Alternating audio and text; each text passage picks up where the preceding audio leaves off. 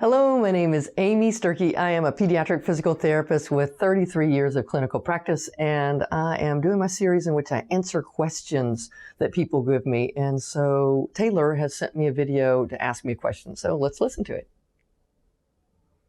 Hi, Amy. My question is, how do you remain calm in challenging situations, such as when a child is becoming very dysregulated and maybe experiencing emotions or behaviors that put them or you at risk, such as kicking, throwing, screaming, fleeing, or other things that you're trying to de-escalate them from? It can be a really frustrating situation. So what do you do to manage your own personal emotions?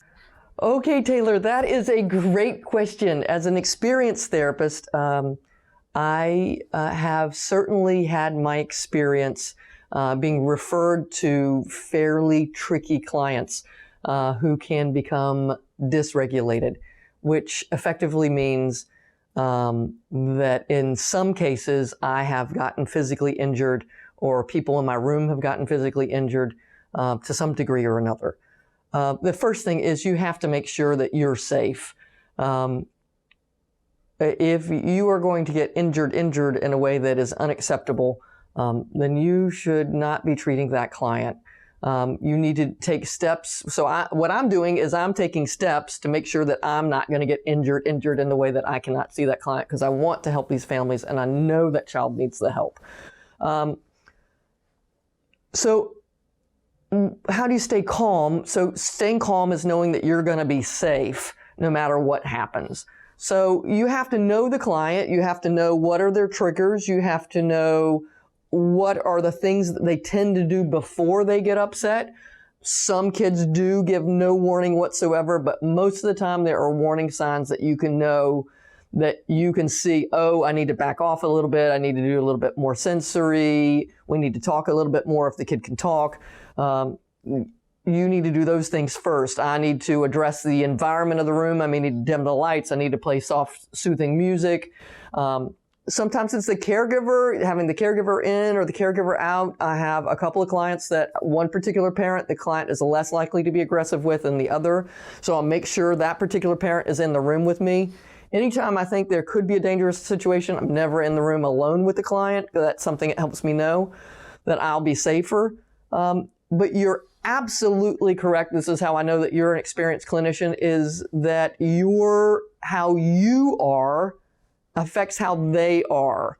So if you become dysregulated when they're upset, you're going to make the situation worse. So it's really important for you to stay embodied calm when they are having a hard time. And it's important to know that because they're having a hard time doesn't mean that you need to be having a hard time. In fact, it means just the opposite. You, as a clinician, need to stay calm. I've heard some people say that when they practice with their kids with a heart monitor on, so they can watch their heart rate when it starts to get escalated, so they can know that they need to calm themselves down.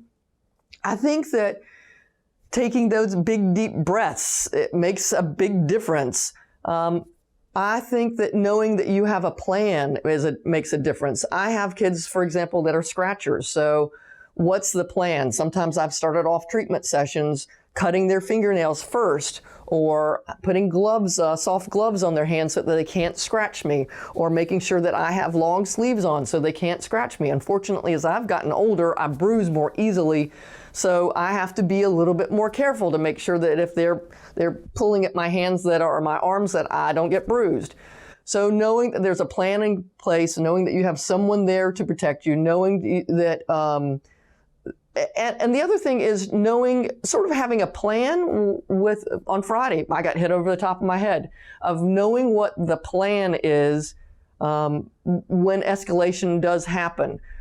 Sometimes if both the therapist and the parent try to take care of a situation, that it escalates it, that you have a plan, that you know who is going to handle the situation, who is going to step in to handle the child. So, and already sometimes it's knowing if a child is a runner, that you make sure that the door is closed. If you know you need to put that child on timeout, that you have a timeout chair ready. Sometimes it's knowing there's a plan in terms of, we need to get 3 checks to be able to get what it is you want.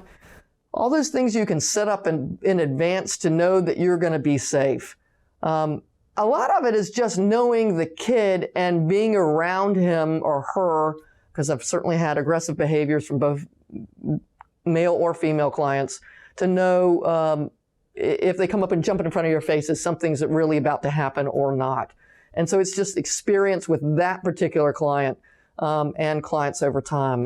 Like I say, after 33 years, you start to get a feel for when things are going to go down badly and when not. And I think the other thing that's really important, it sounds like you're in a multidisciplinary team, is just to give a heads up to the next clinician. As a physical therapist, if there's speech therapy next, I want to do everything I can in my session to make sure I get that kid calm, the sensory work that helps calm them down, but also giving the heads up to the next clinician so they know what's coming their way, so they are not taking it blindsided by the situation. Taylor, I hope that really helped you. That's just my experience. I'm sure other people have other ideas of what they can do to help when a child is aggressive. I'm loving answering these questions, so if people have questions they want me to answer, feel free to contact me. My email address is amysturkey@gmail.com, and we'll look forward to hearing from you. Thanks a lot. Bye-bye. If you liked this video and would like to be notified by email when the next video comes out, click the subscribe button here and click the golden bell icon and ensure notifications are enabled on your account.